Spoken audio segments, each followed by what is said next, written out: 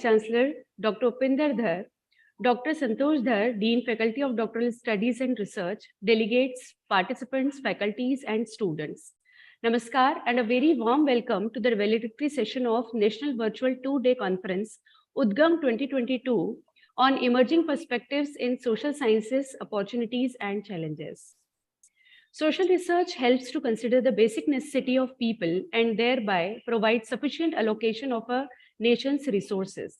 A new search into society and its people help us to find the truth about various problems in our social setup and relationships and understand different social institutions and their functions in society.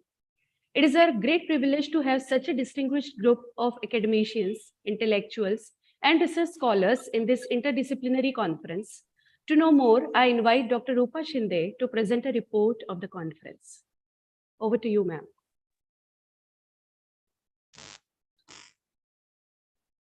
Thank you, Pamela, ma'am.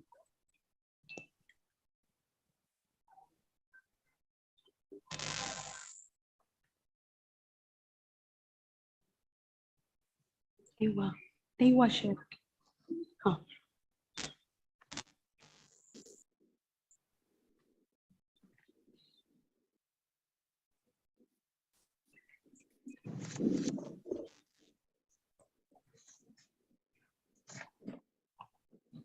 Next.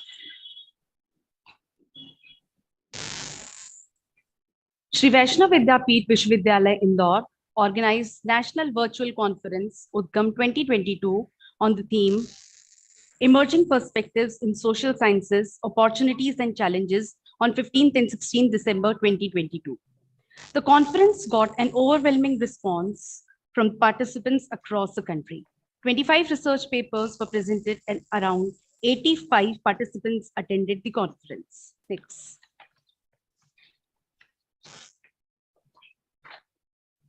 The inaugural session started with the virtual lighting of the lamp.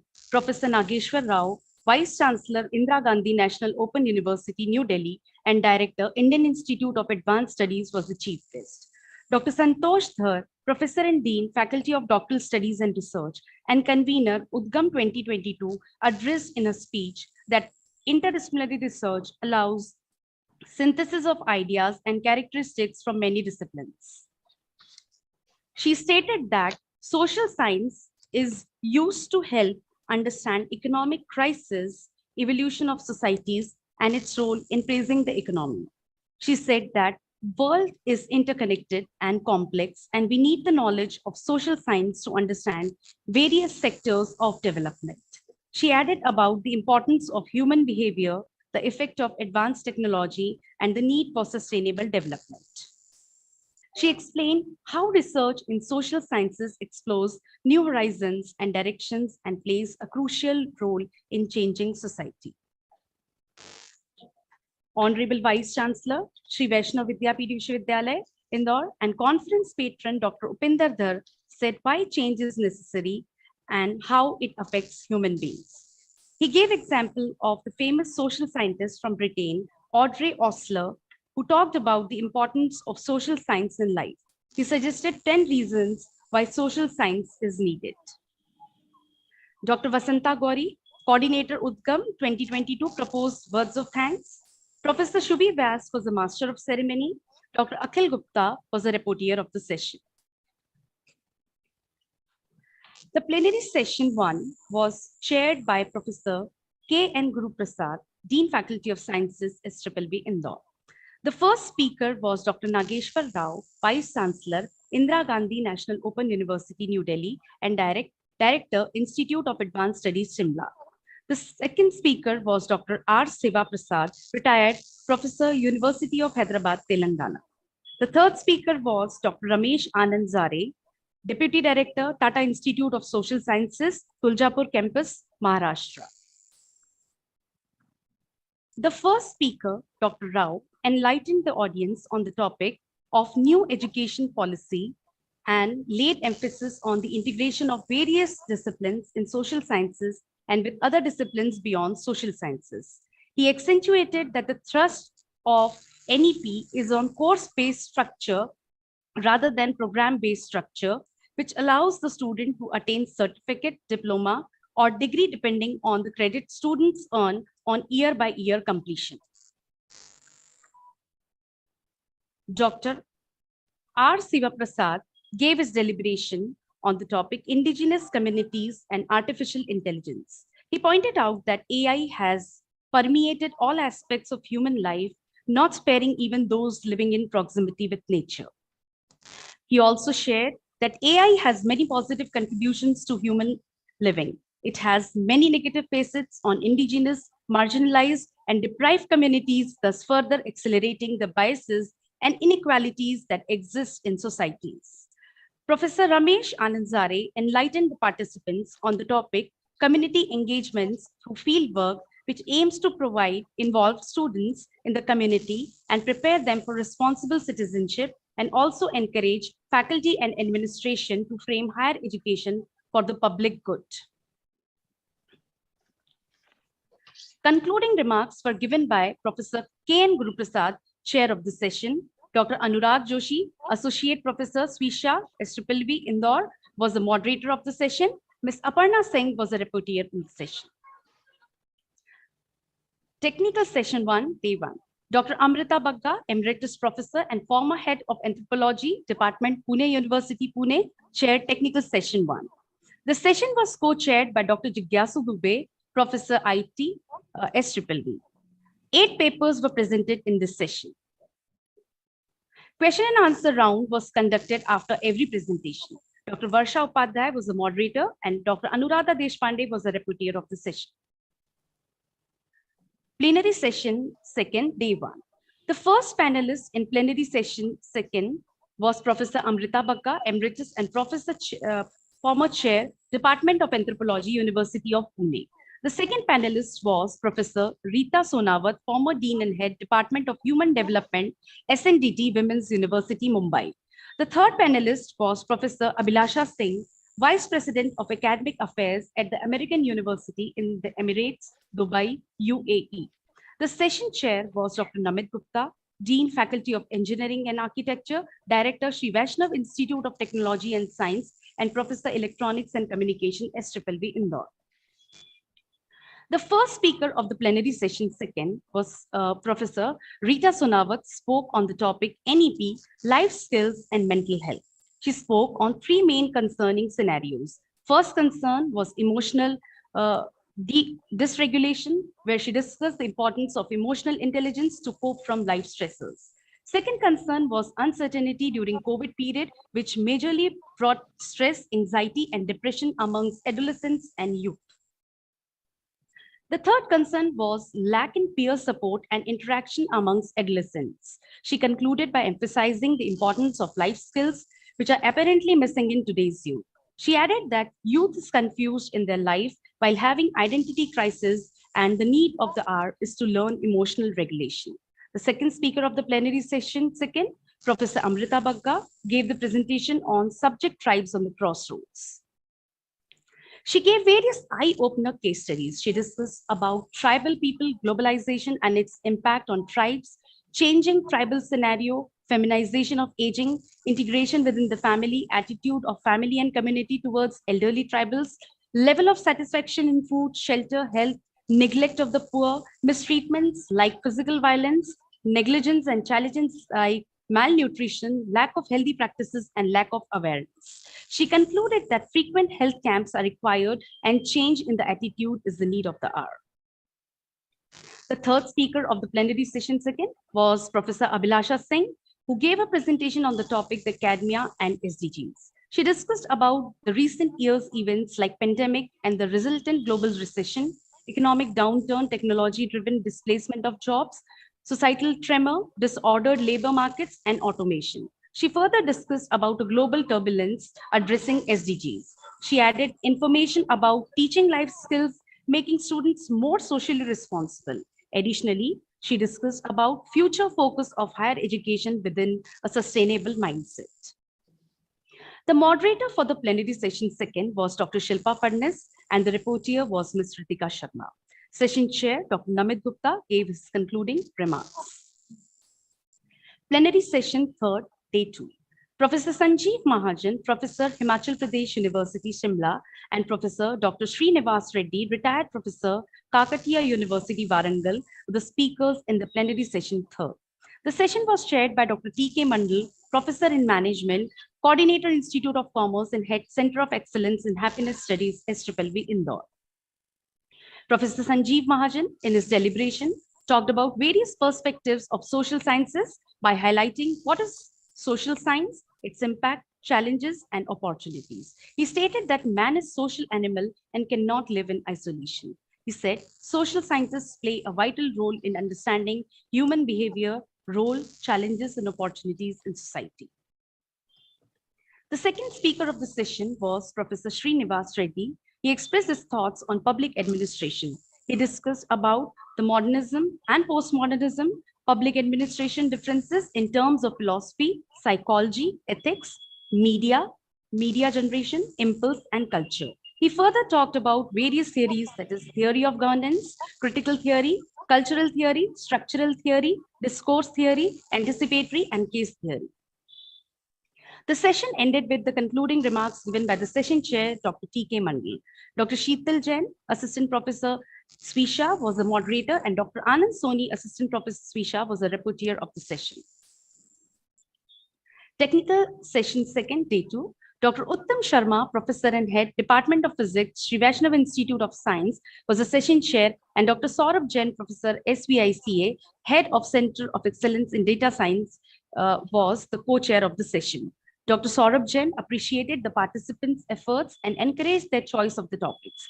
The papers were informative, interesting, and well-structured, and papers included the various aspects in an interesting manner. Dr. Norbert Solomon was the moderator, and Mr. Satish Kumar Patel was the rapporteur of the session. Total 11 papers were presented in the technical session second.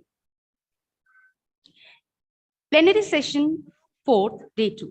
In the fourth plenary session, the guest speakers were Professor A. Patrick, Professor at the Department of Commerce, Osmania University, Professor Ganesh Kavadia, retired Professor, DAVV, Indore, Professor Kanaiya Ahuja, Professor and Head, School of Economics, DAVV, Indore. The session was chaired by Professor Sampath, Director, Sri Vaishnav Institute of Textile Technology, SVV, Indore. The first guest speaker, Professor A. Patrick, spoke about 4 C's, 3 L's, 6 P's of learning for students. The speaker was Professor Ganesh Kavadia. He spoke about the challenges in making India 5 trillion economy. The third guest speaker was Professor Kanaiya Ahuja. He spoke on the topic opportunities and challenges for Indian economy for sustainable growth. Dr. Amit Joshi, Assistant Professor Swisha, was the moderator, and Professor Akanksha Vaishnav, Assistant Professor Swisha, was the rapporteur of the session. Thank you. Over to you, Pamela, ma'am. Thank you, ma'am. Organizing this event has given us the opportunity to nourish our minds and fill ourselves with more and more knowledge and wisdom. For sharing some such experiences, we'll have some of the delegates to give their feedback. For this, I would like to invite Suyash Jain to share his experiences.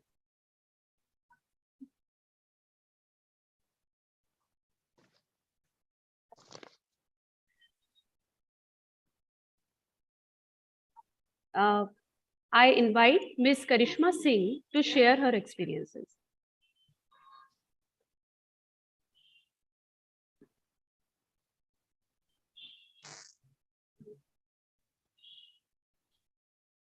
Karishma, are you there?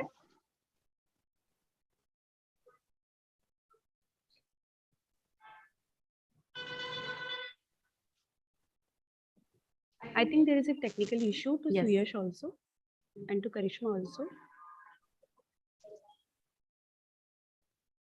I invite Leeta Nagpure if she's there.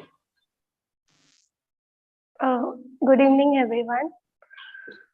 Thank you, ma'am, and all the members for giving me this opportunity. And it was an honor for me to be a part of this conference, and it was a great experience. I learned many things and gained experience about the various topics which were presented. And overall, it was a great experience. Thank you.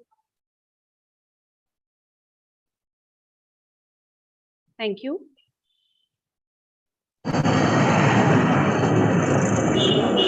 I can see Krishi Singh.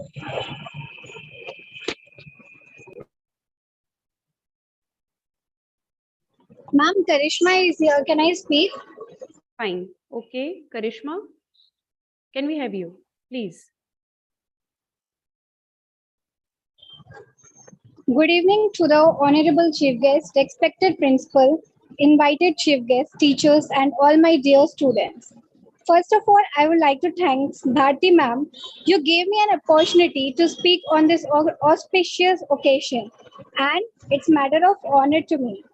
Thank you all for this webinar today. It was very grateful and pleasure to understand, and it's helped my vocabulary easily it's developed my vocabulary.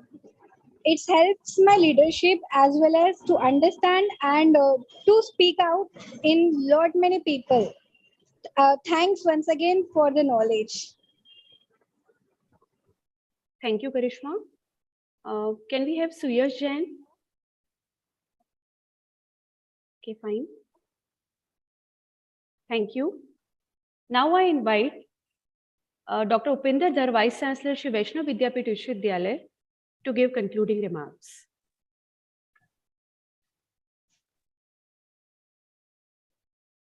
Good evening to all of you. At the outset, I would like to extend a very warm welcome to Dr. Ashok Aima, our great friend. I'm thankful to him for readily accepting my request to chair this session as chief guest. Well, in our university, we have been organizing conferences regularly, discipline-wise, and even one congress that is interdisciplinary, multidisciplinary event that is also held every year in the month of January or February. This conference was mainly focused on social sciences, and as we discussed yesterday also, I shared my views, and during the deliberations also, there were many papers, many deliberations, plenary deliberations, updating everyone about the current position and current importance of social sciences. As I mentioned yesterday, on one hand, natural sciences are contributing very significantly, and our lives have changed a great deal. But social science, in fact, social sciences have also an important role in ensuring that quality improves, in ensuring that a new technology is adopted. So it happens because of the intervention of the social sciences. How far we have come, where do we stand, whether we are where we are, whether we have developed or not, are we on way to the developed nation? That's again assessed by social sciences, say economics. Economic indicators give us an idea, where do we stand? Say today we may be at 3.75 trillion economy, but we are racing towards 5 trillion economy. So are our actions and decisions in that direction or not? So economics gives an idea, so which is one of the social sciences. Similarly, with the intervention of technology, many things are happening, many things are changing. But social sciences, like psychology, gives us an idea that how our personal lives are getting affected, how within the family, our communication patterns are changing. So there used to be time when we would talk to each other face to face. But today, when there are 4 persons sitting on the dining table in the same room, most of them will be busy with the mobile. So communication may not be direct, even if physically present, but communication may be sometimes indirect. Even in the same building, from one floor to another floor, communication may be through WhatsApp. So the point is that the communication patterns are changing. But then how these patterns are changing? Are they going towards keeping us healthier? Are they contributing? Are these new patterns contributing towards well-being, or they are detrimental. So this all is contributed to the discipline of psychology, which is again one of the social sciences. Similarly, our relations with the other countries, our relations within our country, well, so far as the politicians are concerned, who should win, who should not win, who should form the government, who should not form the government, and so on and so forth. So political science or political scientists make a great contribution in that understanding. So in other words, overall, social sciences have a great scope to contribute, and they have been contributing in future also. I raised a question yesterday that are social sciences going to be relevant during the times to come? But if we would see the deliberations that have been made since yesterday, and if we would also scan the literature, you can see with confidence, we can say that yes, on one hand, science and technology is making great contributions, and science and technology will continue to make great contributions. But at the same time, social sciences cannot be ignored. Social sciences are in a kind of another side of science and technology. See, culture, who does carry? The natural sciences do not help us in carrying the culture from one generation to another generation. It is social science. It is the literature. Through literature, again, which comes in social sciences and humanities, we are carrying the culture from one generation to another generation. We're trying to retain the positivities of a culture. At the same time, criticize what is not positive, and that over the period of time goes. Today, we understand that there were, in every culture, there have been certain things which are not desirable. For example, in our culture, sati, there used to be a time, there used to be sati pratha. But then it had to go because it was not a desirable practice. Similarly, there have been many practices in other cultures also. And it is, in that case, it is the social sciences which make contribution, which help in sustaining the positivities of any culture.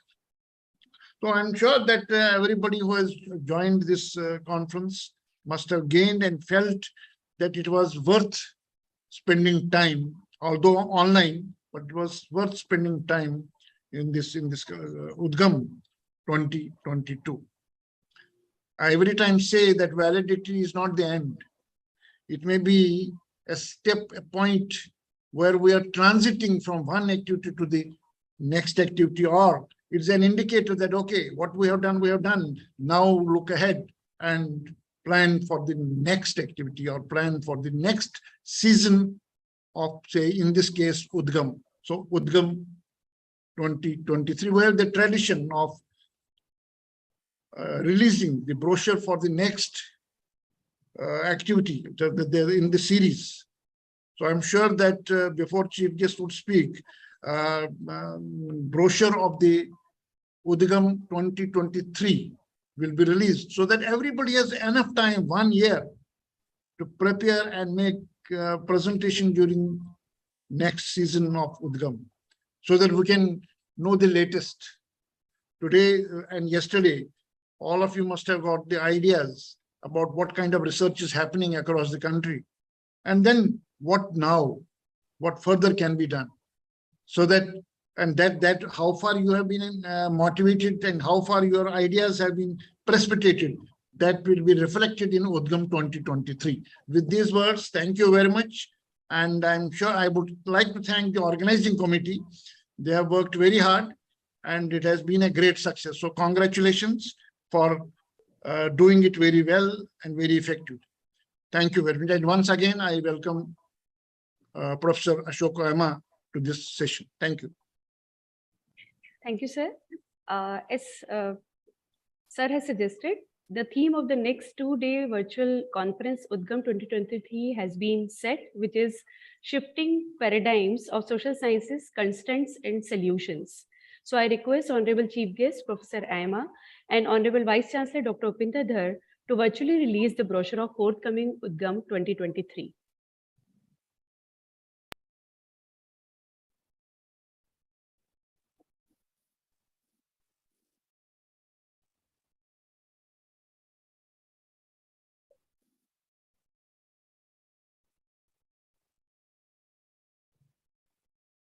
Thank you. I feel honored to introduce you all with our today's chief guest, Professor Ashok Aima. Professor Ashok Aima has worked as Vice Chancellor of Central University of Jammu from 2015 to 21. Professor Aima has 42 years of experience of teaching, research, consultancy, and as a motivational cum faculty development trainer. He had his post-graduation in economics and MCom from University of Kashmir and doctoral degree from University of Jammu. Sir has also held the post of Chief Coordinator of 9 satellite campuses of Jammu University, besides holding post of Professor and Head of Human Resource Management in Central University. Professor Emma has published more than 100 research papers in national and international journals and co-authored 7 books on various contemporary management themes. He has supervised 8 MPhil and 33 PhD programs and is also supervising another 3 scholars. Sir has been invited as keynote speaker by nearly 8 different foreign universities and has been invited as speaker in more than 30 national institutions. He was member of number of committees constituted by state and central government, such as Prime Minister's Government of India Second Working Group on Improving Cross-Border Relations 2006, Core Group Jammu and Kashmir Government on Public Enterprises, Member Committee of Frame Jammu and Kashmir State Trade Policy 2001, participated in Roundtable Conference, interlocutors appointed by Government of India 2010. Sir has visited various countries and foreign universities like University of California, University of Dubai, Uzbekistan, Sri Lanka, Shanghai, China, Thailand, Singapore, Lahore, and Islamabad for his academic pursuits. He has also been associated with various NGOs and has been actively engaged with peace initiatives and conflict resolution in Jammu and Kashmir state. Professor Emma is also a member of Global Consultancy Project and was a member of UGC constituted subgroup of implementation of NEP 2020. He has visited over 60 institutions as chairman, coordinator, NEC peer team, and as well as chairman of MBA. Professor Emma is recipient of many awards and honors. He is an active member of various national committees constituted by the MHRD Government of India and Government of Jammu and Kashmir, and is on the boards of many national and state universities. Currently, Professor Emma is also acting as Margdarshak for mentoring institutions for NBA accreditation. At present, Professor Emma is holding the position of Distinguished Professor Chair in the School of Management too. Sir, we are honored to have you with us. I invite you to share your words of wisdom. Over to you, sir. Thank you. Esteemed Professor Upinder Dar, Vice Chancellor Sri Vaishwa Vidyapeeth, Madam Santosh Dar, other colleagues present in this ceremony. It's indeed a pleasure to be part of this concluding session, valedictory session of today's seminar. In fact, I couldn't refuse the invitation when Professor Dar wrote to me, because I'm just rushing back from the airport. I have dropped my daughter. She's on my way to California. She works in Google. So I said, no, I'll manage it. And, that's why I'm coming straight away from the airport. Well, what Professor Dar said, and I went through the program schedules of 25 papers and the participation of 85 participants, which shows how passionately Professor Dar is working in the university, which I have known him doing along with his madam for the last, more than 3 decades. They have been working, they have that passion. And that's what makes differentiating argument of an ordinary institution to a center of recognition and excellence. Therefore, I must compliment Professor Dar and other colleagues who are working so well in this university to bring it to a level where it attains a national recognition and even global visibility. That's definitely a matter of immense satisfaction to me personally. I have known Professor Dar for a long time, both as a friend and a colleague. Well, what Professor Dar was talking about and what I could make out through the rapporteur's report, I think it's very important, the variety and the flavor of the papers which were presented and discussed. I think I could start with what uh, Vivekanand said. What is the purpose of education? I think he said education was not only collection of information, but something meaningful. Education should be man-making, life-giving, character-building, assimilation of noble ideas. I think that's the essence of education. And to me also, education means where human intelligence is nurtured and directed into a pathway which results into the human endeavors which brings peace, prosperity in the society, more so in the social sciences. As Professor Dar rightly said that the natural sciences have done wonderfully well in 21st century. We've seen how the life age span has almost doubled what it was earlier. But then what is the arbitrating factor between the human behavior and the clinical research is the social sciences, be it be sociology, anthropology, economics, uh, public administration. They're all kind of the linkages which brings us closer to the felt need and the pulses of the society and the human behavior. That's why I thought it's very important to understand that what we talk today is that, and I think that education in itself must have a purpose. And as I said, that education must essentially uh, nurture the human intelligence, which therefore gets manifested into various disciplines, various activities.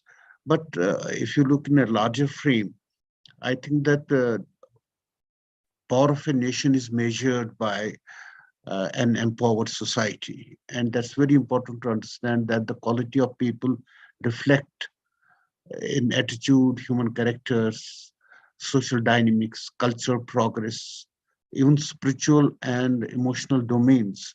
They're all blended together. And that's why the education provides that basic essence to bring about that kind of a human character which contributes to the nation building. Because I remember that if you have to see the define poverty, poverty is of two types: poverty of means and poverty of mind.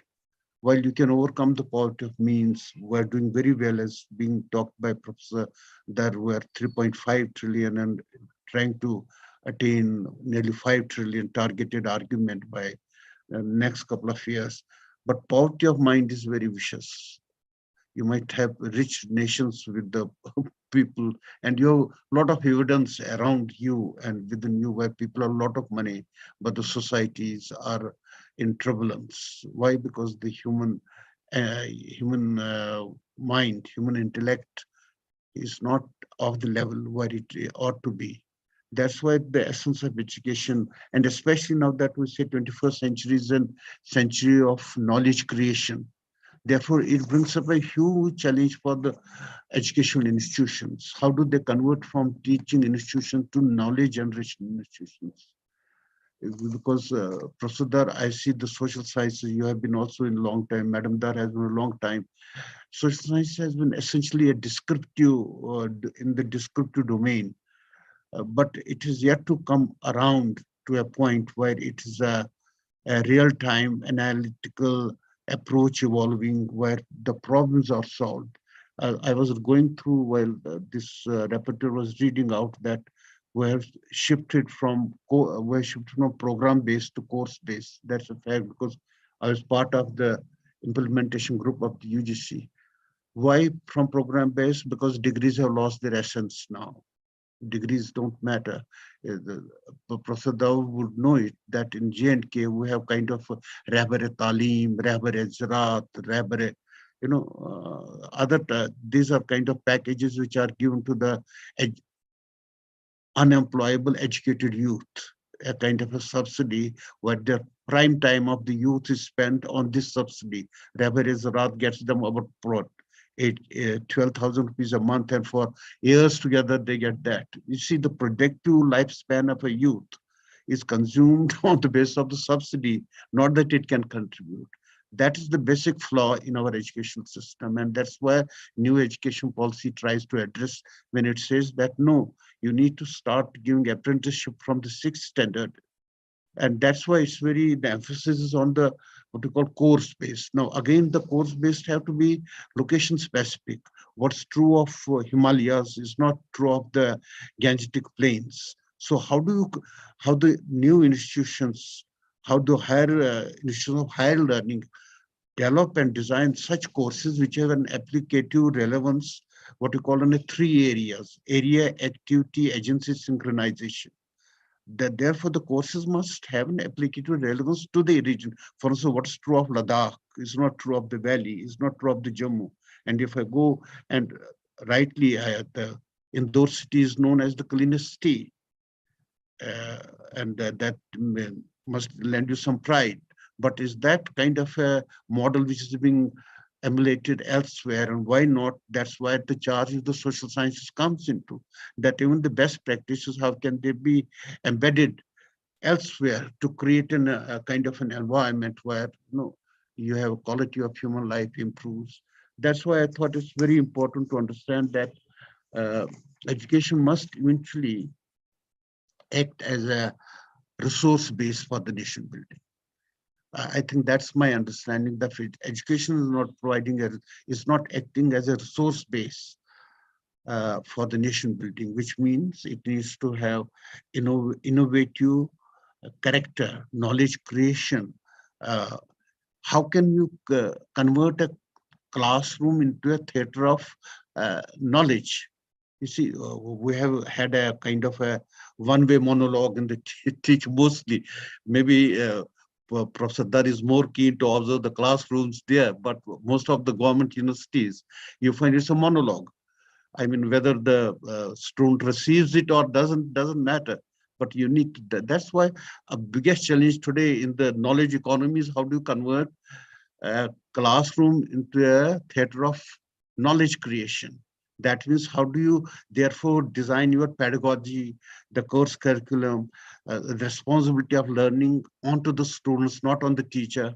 So how do you create that kind of an connect in the classroom itself, that a class becomes a theater of learning? So what kind of a model you are evolving in the classroom is a kind of a larger issue, which I think differentiates centers of excellence from the ordinary. I also, like the Professor Dar, visited a lot of institutions across both in NBA and NAC, and I can see that how the classroom environment varies from universities to the higher. Therefore, it's what's very important to integrate the social sciences with the societal movements, whether they are cultural, as was being talked earlier, cultural, psychological. Post-pandemic, you can see what's happened. You've seen the kind of tensions which you've seen the middle class just getting kicked out. There are massive job layoffs. It's not the economic crisis, what kind of psychological, how are we addressing it in the discipline of social sciences? How are we trying to come through with an answer? How do you address to these issues? Not only talk about it, that the problem, but how do you talk about what are the possible mitigating aspects? How can you overcome these challenges? That's something. And I think social sciences also, DARSAP needs these days what we call collaborative approach now. I was part of the 85 nation study on leadership, and we could come up with the new insights into the leadership across Pacific and Asia. The same should be true for the Indian universities, where they need to collaborate. Otherwise, what we do is we live with an isolated rationality. You are doing very good, the next door gentleman doesn't know what's happening around. I think this is an era of partnership, collaboration, so that synergy is created. And that's true of even the social sciences. I mean, in order to become more meaningful, it needs to accommodate temporal, locational, and functional, differentiations across the country. After all, how do you manage a uniform response in social sciences where you have 6 lakh villages? You have massive cultural, social, political shifts. I think this is a huge challenge we need to look at. That's why that's how I'm looking at that the social sciences in present context needs to address how it can improve the human welfare, which is and human welfare not in what you call in a linear sense. It has to be in a very, very non-linear, asymmetrical argument. What's true of Madhya Pradesh is not true of, for instance, UP. So how do you therefore develop an approach to study of social sciences where you come up with the new insights, which have real life issues to be answered to? I can tell you one example. While I was uh, holding the charge of the Vice Chancellor Central, see, that's how we are located in a rural area, kind of a semi-rural. We adopted 5 villages. And in 5 villages, I used the Department of Sociology, public, what you call public administration and economics, all the 3 together to understand what is the district administration doing in delivering on the various programs. And through the gap analysis, we could help the local development commissioner to reformulate the policies to an extent of 40%, because that was the kind of assumptions within which they were working. They were totally not delivering on the ground. For instance, what was that, about the girl child education, about the what you call the violence against women, against the drug abuse, against the, and even I think you would be knowing, sir, that we had a 14 Himalayan Central Mixes Collegium, which addressed to these problems like labor migration, like environment, like agriculture. These are the kind of collaboration which now because so that we share each other's experience. Otherwise, what remains that the reports and the research initiatives remain documented at one place and do not find its application elsewhere. That's why I think the biggest challenge, I think, is very important, is that we need to work on the kind of approach to the social sciences. But I think what's happening now is that we need to evolve and what we call the Eastern social approach to the study of social sciences. Till now, we have been all been drawn by the Western models. But now today, when we talk of the ancient wisdom of India, I think that should become very strongly embedded in social science research and even teaching. That is because that is a strong area which till now we have neglected. Otherwise it has been kind of a synthetic development where the indigenous capabilities often have been ignored. We need to have it. Therefore, I think that the opportunities are huge. It's only the kind of understanding and the direction and the purpose with which we handle the issues in the domain of social sciences. That's what I'd like to say. Thank you very much.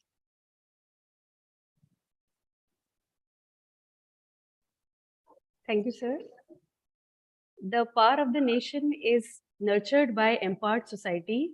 Your knowledge has set the perfect platform for the next Udgam, sir. Thank you so much for your words of wisdom. I now invite Dr. Bharti Gite, Co-Coordinator Udgam 2022, to propose words of thanks.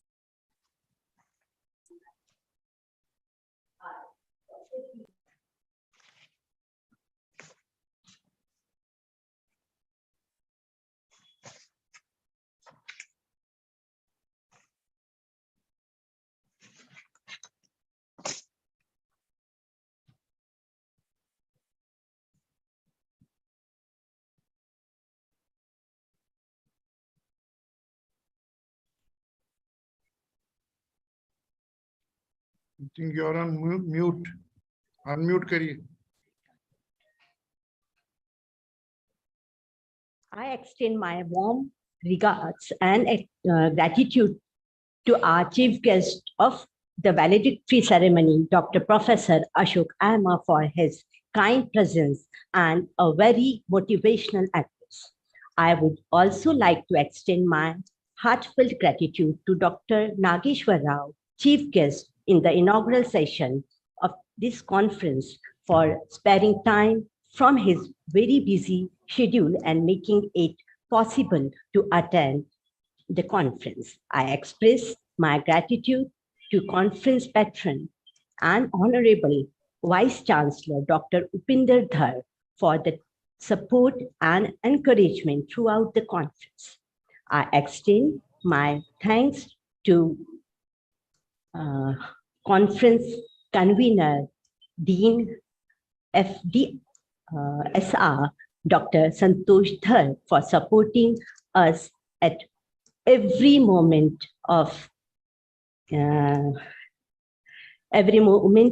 throughout the conference deliberation. I would like to thank the plenary speakers, all the session chair, co-chair, for investing their precious time and giving valuable feedback to the participant. I would like to thank all the session moderator and rapporteur for excellent conduction of the session. Also, I would like to thank the participant for their wonderful presentation. I want to extend my gratitude to all HOIs, HODs, and our organizing team for the event successfully.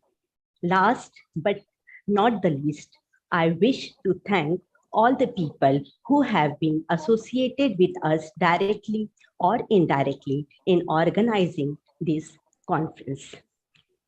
मैं अंत में कहना चाहूंगी, आभार के कुछ फूल हैं, बताएं क्या करें, पसारे आप आंचल, छोड़ दूं हो जाए जी हल्का.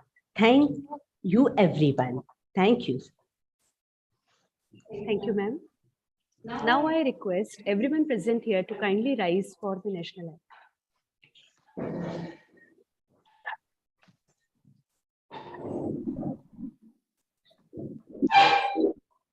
जन गण मन अधिनायक जय हे भारत भाग्य विधाता. पंजाब सिंध गुजरात मराठा द्राविड उत्कल बंगा. विंध्य हिमाचल यमुना गंगा उच्चल जलधि तरंगा. तव शुभ नामे जागे, तव शुभ आशीष मांगे. गाहे तव जय गाथा. जन गण मंगलदायक जय हे भारत भाग्य विधाता. जय हे जय हे जय हे जय जय जय जय हे.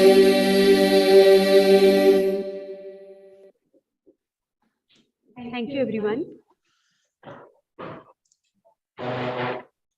Thank you very much, Dr. Emma. Pleasure, sir. Thanks for Anytime. coming. Thank you very much. And thanks for according me an opportunity to share my brief points, random It's thoughts very nice, I very had. enriching. Thank you very much. Hope to see you soon. We'll be meeting soon once again. Sure, sure. Namaskar, madam. Namaskar. Namaskar. Namaskar. Thank you, sir. Namaskar. Thank you, Exit sir. now. Thank you, sir. Namaskar. Thank you. Thank you, everyone. Thank Good you.